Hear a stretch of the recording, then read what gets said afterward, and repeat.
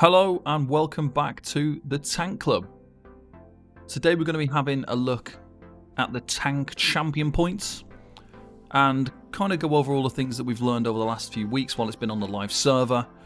We've got a lot of information about how much CP you need as a tank. We've got information on everything you need to know about champion points, including like situational CP, class-based champion points, all that kind of stuff. So we're going to talk about the kind of progression that you need with your champion points.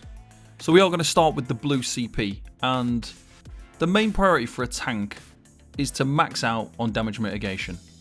Your primary role as a tank is that you take damage, so you want to reduce the damage as much as possible. So when we look into the blue CP, the most important champion point in the blue CP is preparation. Reduces your damage taken from non-player attacks by 2% per stage. This is the very first main priority of your champion points. So to get to that, you obviously need to put in 10 points into Titan's Discipline. You need 10 points into Quick Recovery, and then you want to max out Preparation as soon as you can. This is not a slottable CP, so you don't need to slot it, you just confirm it and it will be good to go. This is number 1, so this is going to provide you the most damage reduction out of all the CP. So this is the one you want to prioritize getting as soon as you can. These are the ones you want to max out first as well, so Elemental Aegis would be the next one, and that's because it reduces damage from magical attacks. As a tank, we wear heavy armor. One of the heavy armor penalties is increased magical damage from magic attacks, so obviously you want to max out Elemental Aegis as like your second priority. And then third, you'll go with your hardy one as well, reducing the damage from martial attacks. This is the first area where you want to put all your CP. We're going with the theme of tanking, like I say, we're going with damage reduction. So at this point, we've got quite a few different ones. We've got Julius Rebuff, we've got Enduring Resolve, we've got an Unassailable, and then we've got Bulwark. It really kind of depends on what sort of damage you're planning on taking. If you are lower CP, you might just kind of choose one. So if you're taking a lot of area of effect, or you're taking a lot of damage over time, you might prioritize taking those ones first. You've really got to just think about your individual situation. Now, Bulwark requires 50 points to max it out, so a good kind of way to go about it is to just put your 10 points into Unassailable first. That is a slottable as well. Don't forget to slot the slottable champion points. And then maxing out Bulwark, because it requires 50 points, is not a bad idea. And it's quite a lot of resistances as well, and this includes with an Ice Staff or a Shield. You have to slot that one as well. You could just pick these up so that you've got some slottables as well. So you could go with kind of 10 points in each one, have them slotted on your bar so you've got some slottable CP and have this kind of setup. But these go up in 10s and this is just a straight 50 points. So it's a good idea to max that out and then just put 10 points in when you've got 10 points. So 10 points into each one. And that's kind of the way I like to go about it. So maxing out Bulwark and then picking up, depending on which damage I feel like I'm taking the most. The reduced single target damage is good, but single target damage doesn't seem to be much of a problem. The bigger problem with damage in this particular patch is damage over time and area of effect damage. So I would prioritize Unassailable and Enduring Resolve as kind of your next priorities, maxing those ones out. And then finally Julius Rebuff, and that kind of caps out on all of your damage mitigation, all of your damage reduction. When you've got your Julius Rebuff, you've got your Enduring Resolve, you've got your Unassailable, you've got your Bulwark. That is you maxed out on damage mitigation. At this point, it's cost 340 CP in the blue CP to max out on mitigation. This means that at 1019 CP, we are at the absolute capacity that we need to be for damage reduction. So if anybody tells you that you need 1600 CP to do a trial, that is not true. If you're at 1019 CP, you're maxed out on damage mitigation. You are at the pinnacle of your tankiness in terms of mitigating and reducing damage. You should be able to tank every single thing in the game, every hard mode, everything with 1019 CP, like you would have now at this stage with these CP all slotted. Okay, in terms of priority, like for me, the second priority is maxing out your stats. So we've maxed out reducing damage. Next, I'd max out both Tireless Discipline and Eldritch Insight, just to kind of max out on your resources. So an extra 1040 stam, an extra 1040 magicka. Obviously, if you've got problems where your magicka is higher than your stamina, you can use this to your advantage, where you might have 40 points of tireless discipline and then only put 30 points into there to make sure you don't go over to have more magicka than stamina. So you can use this in a way where you do that and save some points as well if you need to. If not, you just max these out, and that would be the next kind of priority. Now for me, the next stage down from this would be kind of other helpful bonuses. Now helpful bonuses at this point are anything where you don't need to slot them. So we've already got 4 slottables. We've slotted those on our CP bar at the top. There isn't really space now for any other slottable CP passives, and I'm quite comfortable with the ones that I've got. So at this stage now, I would think about maxing out potentially Blessed to increase the healing done. It's only going to be 4%. It's not going to be game changing. It's not even going to make that much of a difference, but there's nothing else that's really worth taking, and it is going to provide you with some minor benefit. There's no real guarantee, like there's no order that you have to take here. Just take whichever ones that you want in whichever order that you want. In terms of these ones, we've got quick recovery as well, increase your healing taken, so you could take this one first if you want. It doesn't really matter. And then finally, for this kind of section, we've got precision, increased critical chance. Now this is good because some things do require crit chance, and increasing your crit chance means that you're potentially going to crit heal as well. So it's good for your healing to have points into precision, so that you might have a higher chance of getting a crit heal, which means you're going to heal for more when you might need it. So that's a good one to have as well. When you're picking up the maxed out stats, you need 410 CP to reach that. That's 1,229 total. When you also take on the extra, the Blessed, the quick recovery, and the precision, that's 520 blue CP in total. And that means you'll be at 1,559 total CP. So at this point, you kind of got everything you need from a tank perspective. There isn't really anything else that you must have. Now, there are kind of other CPs that are useful, however. So when you go into this little tree over here, you're going to have to put 10 points into piercing. But we have the flawless ritual. This is a non-slottable, so you can have this as well. Increases your chance to apply magical effects by 30%. So brittle, minor brittle will be included within this. So this would be kind of the next priority for me, is to get the points into there. If you're an off tank, you are probably going to prioritize this a lot earlier. So off tanks can quite easily run a double frost staff setup. If you are running a double frost staff setup, then you want to be taking this earlier on. You might have to not put points in somewhere else first, so you might not bother putting points into one of these and go really early into there. So at like 1,200 CP, you could have that passive, that flawless ritual. If you've got quite a lot of CP, then you could just forget putting points into Blessed or into Precision and go into there a little bit earlier, so around 1,500 CP. But you do want to get this if you are using a minor brittle setup. And getting all of these is a good idea as well. So at this point now, you've got everything for your tankiness. You might as well increase your kind of damage at this point and add a little bit of extra damage, which is going to help you with certain skills. It's going to help you with your healing and things like that. So going for points into War Mage, getting your points into Battle Mastery, and getting your points into Mighty are all the best option at this point. And then you might as well cap out on Piercing as well. So at this point, you have maxed out everything possible that is needed kind of as for a basic tank setup, for a standard tank setup. You don't need anything else other than what we've slotted now. So we've got everything. Now, a lot of this is stuff that's nice to have. So all of the extended might stuff is nice to have. The Precision, the Blessed, the quick recovery is nice to have, but not essential. The essential stuff is all of your damage reduction. If you've got that at 1019 CP, you are good to go. But all the other stuff is just nice to have as an extra benefit. Then we have to look at optional champion points as well. So there's a lot of different stuff you can use if you want to, but it's not essential. So things like Reinforced. When you begin bracing, you get a damage shield that absorbs damage for 3 seconds, and it can occur once every 10 seconds.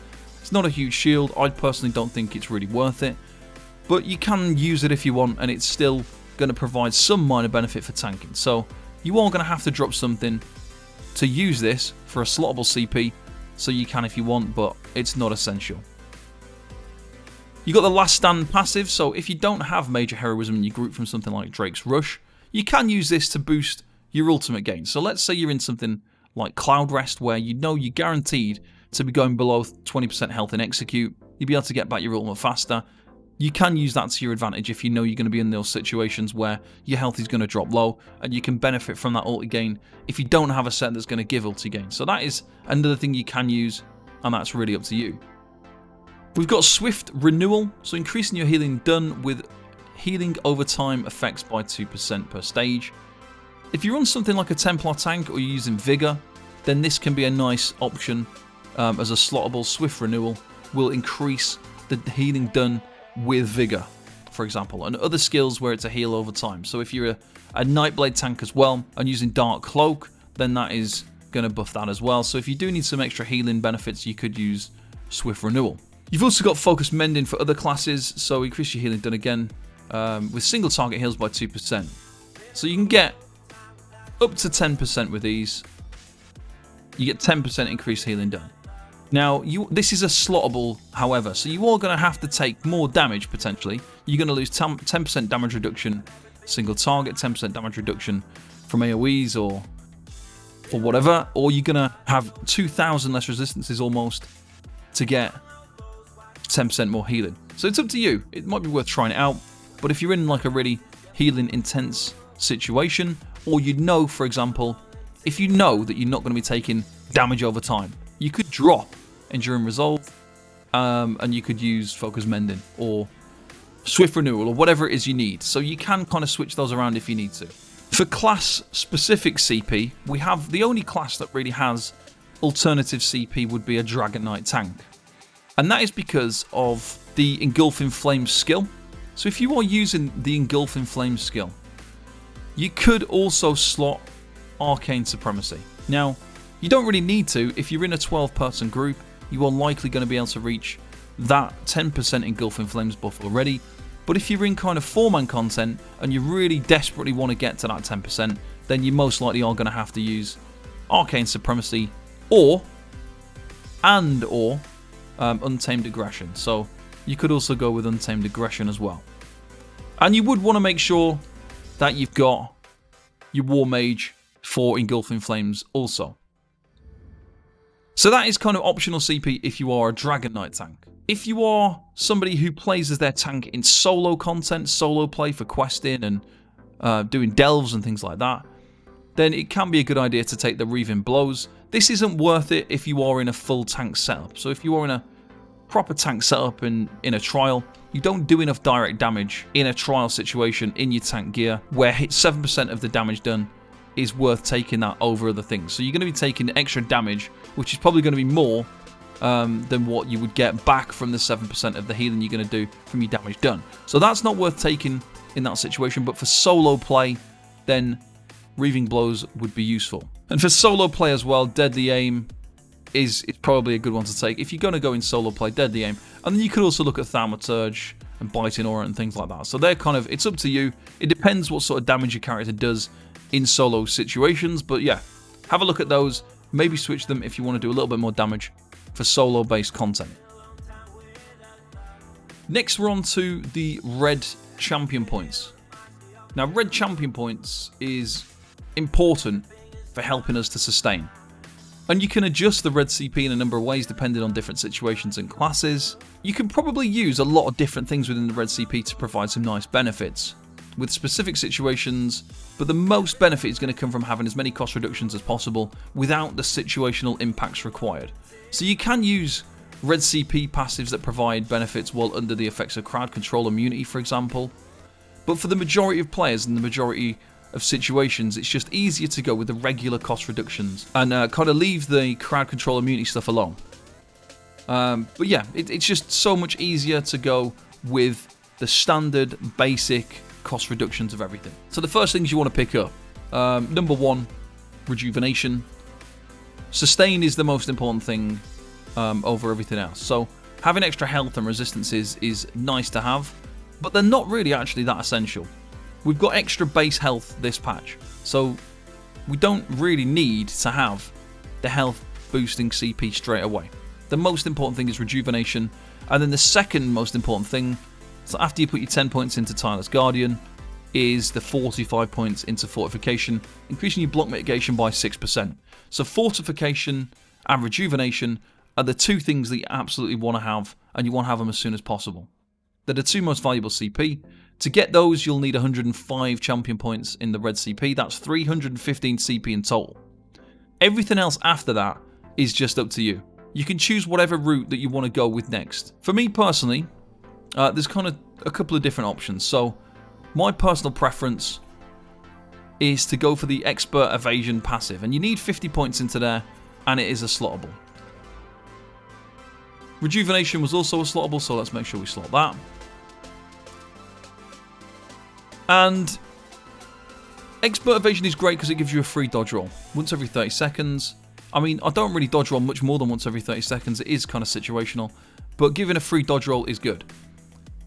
The other one that's really good is Slippery. So you would need to put a couple of points into there, into Defiance, and then you would put a couple of points. You'd put your 50 points into Slippery. And I kind of feel like Expert Evasion and Slippery are two of the CPs that you want to have. You want to have both and switch them around depending on what situation you're in. So both of these are going to reduce the cost of two of the very expensive things that you got. So Break Free is expensive, Dodge Roll is expensive. Both of these passives give you free Break Free or Dodge Roll. The Slippery passive automatically breaks free as well. So it can be quite useful for certain situations. But they are both situational, and you choose whichever one's going to be most useful. So I break free less often than roll dodging, so I'll probably slot Expert Evasion more often. But if I'm in a certain trial, for example like Cloud Rest, where if I get hit by an orb or get hit by the lightning from one of the mini bosses and I get stunned, this is going to automatically break me free, and that could be really, really useful for that situation. So I'm going to look at getting both where possible, but you would just take whichever one is the most valuable to start with and then get the other one later on. And in my opinion, the Expert Evasion is more useful because you are going to dodge roll more than break free, I would say. Next, you've kind of got Boundless Vitality and Ironclad. Now you can slot these, you can just put 1 point in and they become a slottable with 1 point. Now the best way to use these is as you're progressing through your CP, as you notice, each of these have got a stage where you have to get like 10 points into it to reach the next stage. So as you are progressing up, let's say we've got another point. It would be better now, rather than putting 1 point into Defiance, to have Defiance at the stage that it's at, and then you could put the other point into Boundless Vitality. And then let's say you've got another few points and you've leveled up this one, and then you've got another point. Instead of putting that extra 1 or 2 points into there, put the extra points into there, because these give benefits with just 1 point. So these are really, really handy CP passives to have, where if you've got 1 extra champion point or 2 extra champion points, so you don't quite reach the full stage of a next champion point passive, throw them into Boundless Vitality and throw them into Ironclad. Maybe prioritise Ironclad and go for the armour, but you don't really need the Boundless Vitality health. It's not essential, especially since you can put points into Hero's Vigor. So, in my opinion, the next most important ones are get these slotted, get a few points into them if you need to, but you want to go with Tumbling and you want to go with Defiance because these things are both very expensive. Break Free and Roll Dodge are both very expensive, so we want to cap those out as early as we can. You just put points into here whenever you can. I'm going to max this one out for the sake of doing it, but like for Boundless Vitality, it's less important than Ironclad. You can kind of take points in any order now at this point. So there's quite a few different CP passives that are useful. We've got Mystic Tenacity, for example, reduce the duration of elemental status effects applied to you by 5%. There's not too many of these in PvE content, but you do want to at least have the 10 points in there so you can unlock the next ones, and you can max this out whenever you want. So you don't have to max this out straight away, but it's nice to do it eventually. You definitely want to take Hero's Vigor. You might as well get the max health because this is not needing to be slotted either. So you take the health from there, and that also means that you don't need to put points into here. You can just put your odd extra points into here. Well, you don't quite meet the full stage for a certain CP passive, just put your extra points into your Boundless Vitality. And like I say, you just take them in whichever order you want at this point. So you can pick up Mystic Tenacity, Hero's Vigor. You can pick up Tireless Guardian. Nimble Protector is actually quite a nice one to have and is useful in quite a few situations, increasing your movement speed while you're blocking by 15%. This is quite helpful, especially if you're in a double ice build, you will want to pick this up early. If you're moving around while blocking, it's useful to have, so just take this early on. And then you just want to fill out everything, so reduced cost of sprinting and increased movement speed, both nice to have as well. So at this point, we've got some situational CP that we can start to consider.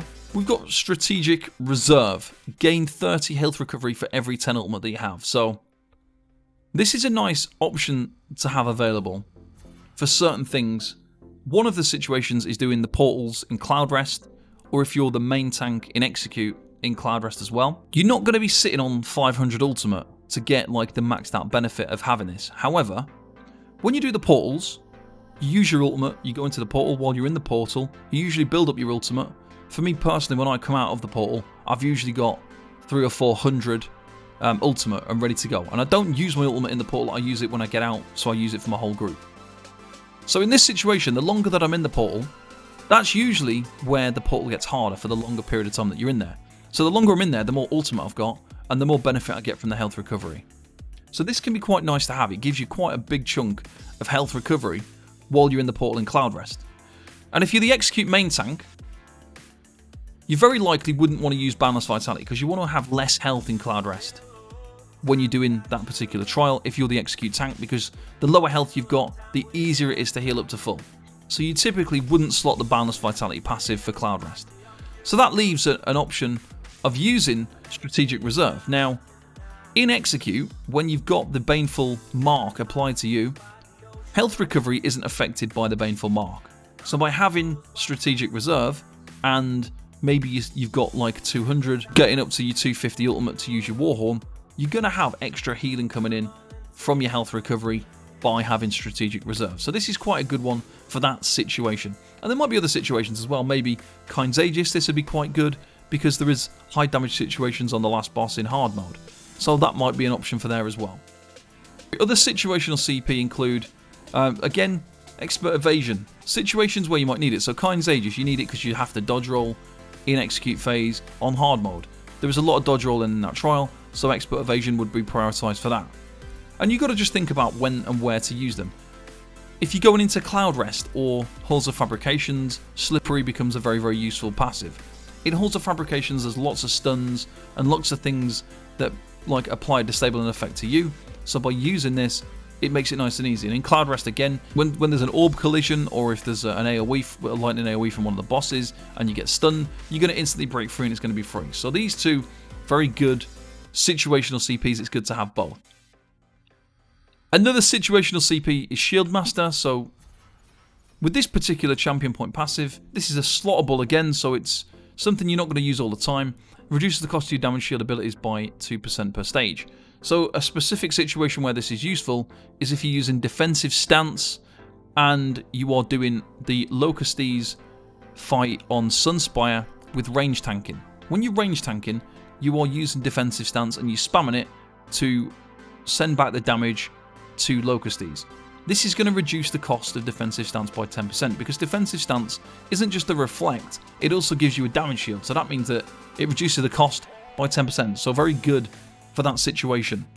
Other situations where this might be useful, if you use an Absorb Missile on Rakat in more of Lorcage, if you use an Absorb Missile on a Templar or a Nightblade tank or something like that in Cloud Rest, then obviously Shieldmaster is going to be pretty good for both of those as well. Class-specific CP, we've got things, again, Shieldmaster and Bastion are both going to be very good CPs to use on any tank that has a damage shield. So a DK has Igneous Shields. Both of these are going to be very good for that. Increases the effectiveness of your damage shield or a reduction of the cost. I probably wouldn't use both of these because I do think you want to have your Ironclad. You're going to want Slippery or Expert Evasion typically, and you're going to want Rejuvenation. You might need Boundless Vitality, so really you've got to choose which way you want to slot these in, but I would probably choose Shieldmaster or Bastion. At the moment my preference is typically Shieldmaster for the reduced cost, but there's nothing wrong with going with Bastion as well, especially for something like a Templar tank where you're relying on huge damage shields to kind of help you survive, because there is a little bit, even still now, even with all the little buffs to weapon damage, Vigor doesn't quite heal with the same impact as a Green Dragon Blood. So it's nice to have the increased shield from Bastion so that you can deal with the damage for longer. And then the other optional CP, we've got Unchained, so when you use Break Free, the cost of your next stamina ability is reduced.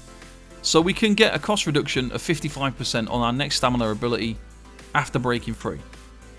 Not super essential because typically we don't use that many stamina skills as a tank. However, you could time it well so that you use like a heroic slash after you've broken free, and that would be worthwhile because it's quite expensive. You've half the cost of it. So, I mean, if you use it in an intelligent way, then it might be worth it, but generally it's not worth slotting over other stuff for a tank, but you can if you want to. Another optional CP would be Survival Instincts. While afflicted with a status effect, your core combat skills cost 5% less. So we can have a 25% cost reduction in skills when afflicted with a status effect. Now, we don't get affected by status effects a whole lot. We do sometimes. So it is something you could use, but you would need to really know fights well enough to know when this is going to be worthwhile. But yeah, definitely consider this in a situation where you know it's going to be useful. And we've also got Tempered Soul. So if you are in progression level trials, maybe you're a beginner tank, then having Tempered Soul, as bad as it might sound, it is 125 points, so it's expensive, but it might be worth having.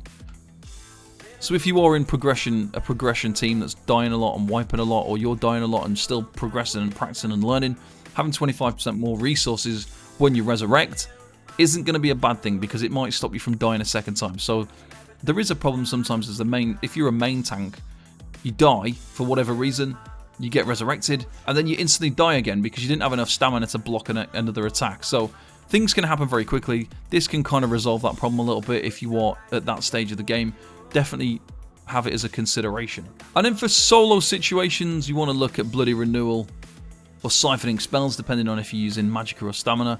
But yeah, those, if you are doing solo level content, getting 300 stamina back whenever you kill an enemy can be helpful. So those are pretty decent if you are going to be tanking in a solo situation where you're looking to do damage. So your overland stuff, your questing, or whatever it is you're doing, consider taking those for that. And then finally, I did want to just cover the crowd control immunity stuff. So the crowd control immunity passives are quite nice. However, they do require a bit more of a thought process, and they don't give you that straight up value of cost reduction. You have to do stuff in order to get it. So if you are going to go for the crowd control immunity stuff, you can take Hardened, which increases the duration of crowd control immunity by 3% per stage. So crowd control immunity happens when you are crowd controlled, and then you can crowd control immune afterwards. But you also can get crowd control immunity by using things such as immovable, the heavy armor skill, and immovable potions. So you can use those to get crowd control immunity. Now there is some little benefits, so you can take that to increase the duration of it by 15%. But then we've got things like Peace of Mind, increases Magicka and health recovery while under the effects of crowd control immunity by 40 per stage. So if we max this out, we're going to get an extra 200 health and Magicka recovery if we are immune to crowd control stuff. So if we've recently broken free from some crowd control, or if we've used an immovable skill or an immovable potion, we're going to get an extra 200 health recovery and Magicka recovery. Now, a thing to note is immovable potions make you immovable for just over 16 seconds, but they can also be buffed by infused in jewelry. So infused potion cooldown can be used to make you be able to use potions quicker. You can use potion boost jewelry infused, which is going to increase the immovable effect as well. So you can create a build where you make the most of these particular things with immovable potions especially.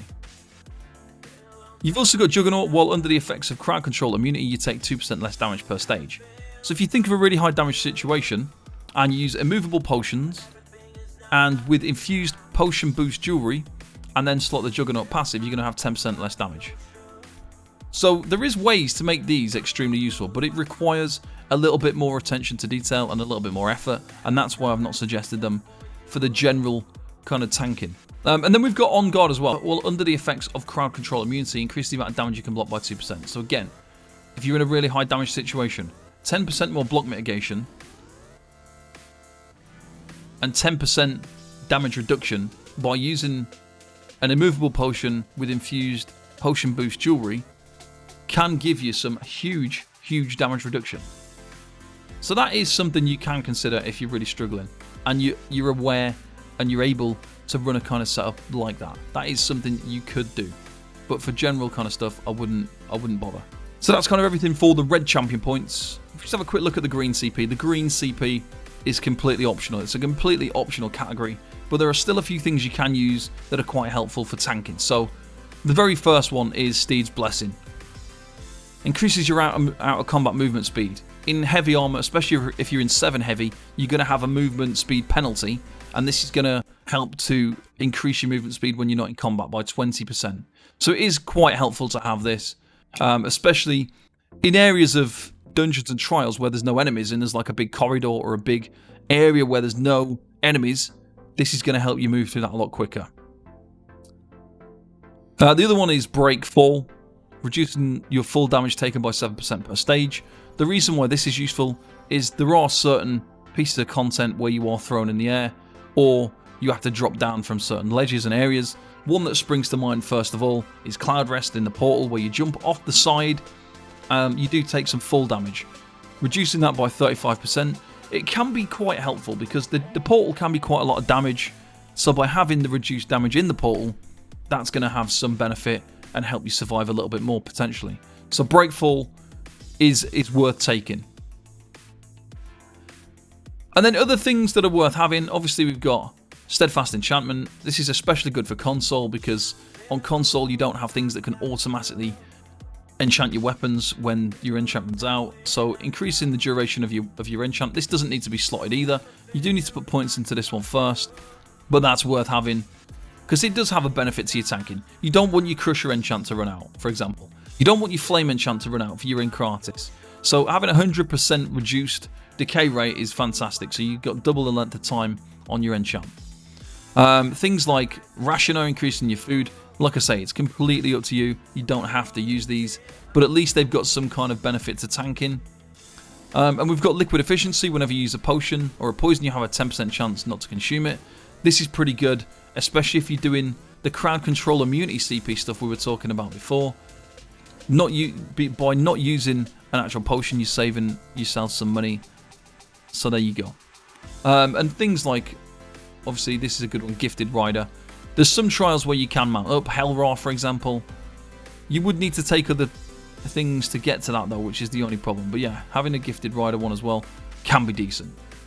So that is everything, guys, that I can tell you about champion points. There are a lot of customizable stuff when it comes to the CP system. There are some real big things that you want to take and you have to take and you want to get them as early as you can.